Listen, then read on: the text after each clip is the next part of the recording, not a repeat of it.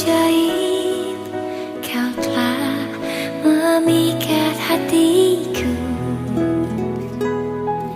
Di saat aku tak sanggup lagi, di situ tanganmu bekerja. Pertolonganmu begitu ajaib, kau telah memikat hatiku. Kini mataku tertuju padamu, ku rasakan kasih-Mu, Tuhan. Shalom Bapak Ibu sekalian, puji syukur kita panjatkan kepada Tuhan. Hari ini kita masih diperkenankan untuk mendengarkan firman Tuhan.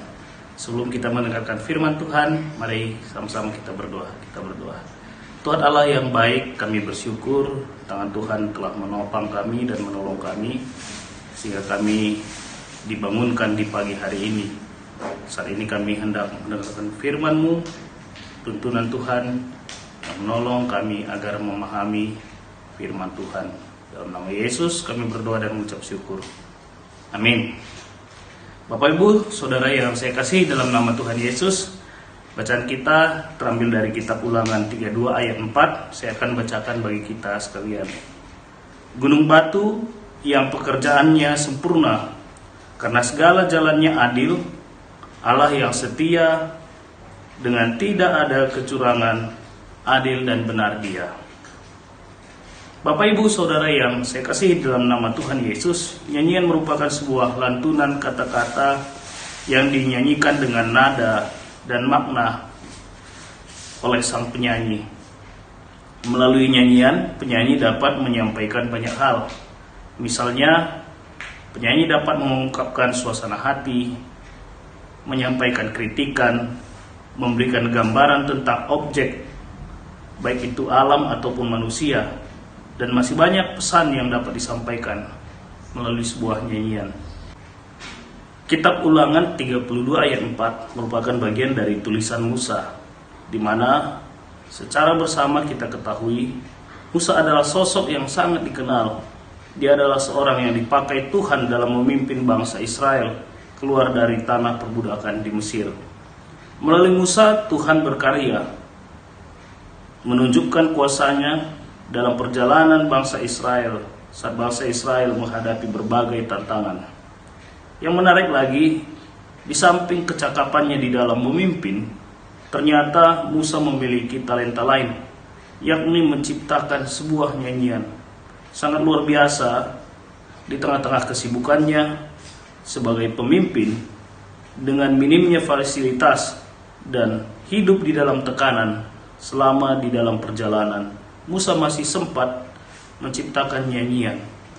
Pertanyaannya, nyanyian seperti apa yang Musa ciptakan? Nyanyian yang diciptakan oleh Musa adalah nyanyian yang menggambarkan tentang Tuhan.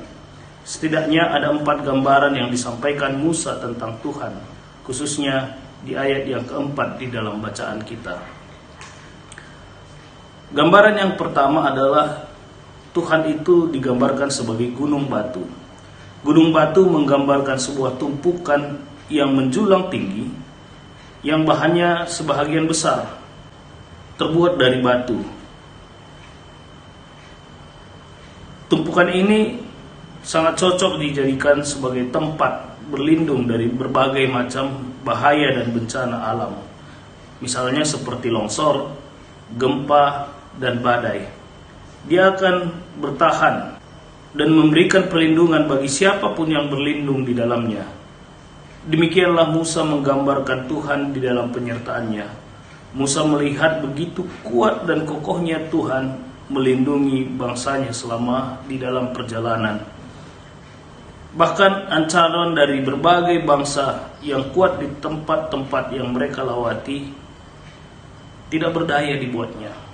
Yang karya dan pekerjaan Allah yang sempurna. Musa begitu memperhatikan karya ciptaan Tuhan. Dia melihat tiang awan yang menemani Musa dan bangsa Israel melintasi panasnya gurun, sehingga mereka terhindar dari terik di siang hari yang mengancam kehidupan mereka. Kita juga bisa melihat Tuhan membuat tiang awan sebagai penerang dan memberi rasa hangat saat bangsa Israel berjalan di malam hari. Sekedar informasi bagi kita, suhu di padang pasir di malam hari bisa mencapai minus 4 derajat sampai minus 8 derajat Celcius. Suhu yang cukup untuk mengubah air menjadi es dalam beberapa jam saja. Sementara bangsa Israel harus berjalan, bahkan beristirahat selama 12 jam di malam hari. Tanpa bantuan tiang api, mungkin mereka semua akan membeku di dalam perjalanan. Gambaran yang ketiga adalah Allah yang memiliki jalan-jalan yang adil.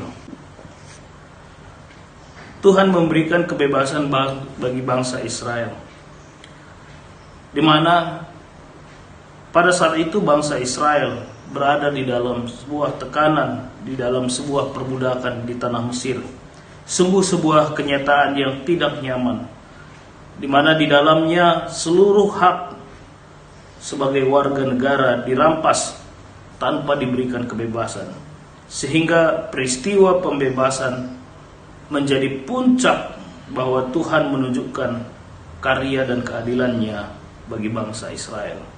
Dan yang keempat adalah kesetiaan Allah. Bangsa Israel adalah bangsa yang dipilih oleh Tuhan, bangsa yang Tuhan janjikan akan menjadi bangsa yang besar. Namun peristiwa perbudakan di Mesir seolah menyirnakan segala janji Tuhan. Tuhan seakan ingkar dengan janjinya.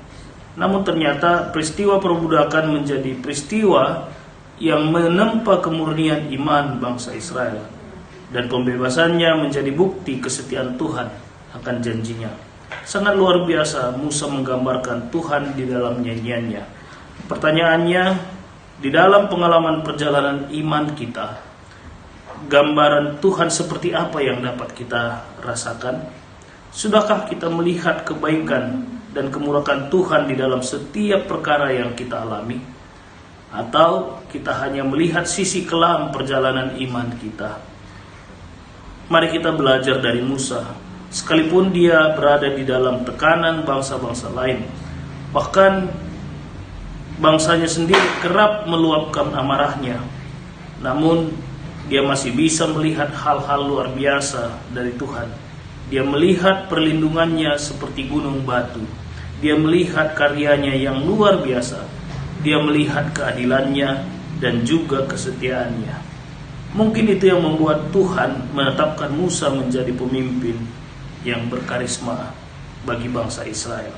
Bagaimana dengan kita? Kiranya Tuhan menolong kita untuk dapat belajar dari Musa.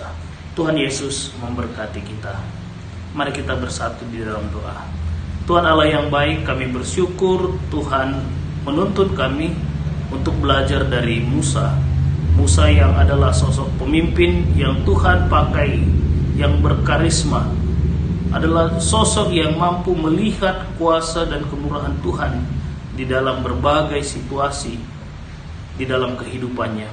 Sekalipun kehidupannya tertekan oleh berbagai hal, memiliki berbagai masalah, tapi dia mampu melihat kuasa, kasih, dan kesetiaan Tuhan di dalam perjalanan hidupnya.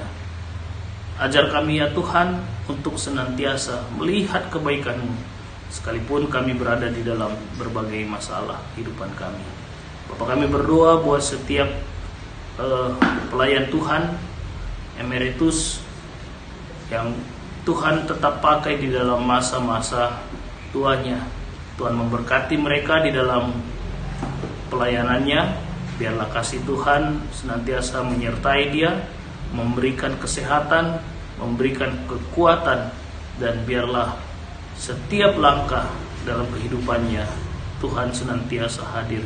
Tuhan berkati keluarganya, anak-anak, bahkan cucu-cucunya. Bahkan bagi mereka yang masih tetap di dalam pekerjaannya juga Tuhan sertai. Jadi doa kami ya Tuhan, kami serahkan ke dalam tangan pengasihan-Mu. Kami berdoa di dalam nama Yesus yang telah mengajar kami berdoa. Bapa kami yang ada di surga, dikuduskanlah nama-Mu, datanglah kerajaan-Mu, jadilah kehendak-Mu di bumi seperti di surga. Berikanlah kami hari ini makanan kami yang secukupnya, dan ampunilah kami akan kesalahan kami, seperti kami pun mengampuni orang yang bersalah kepada kami. Dan janganlah membawa kami ke dalam pencobaan, tapi lepaskanlah kami dari antara orang yang jahat. Karena Kaulah yang punya kerajaan dan kuasa dan kemuliaan sampai selama-lamanya. Amin.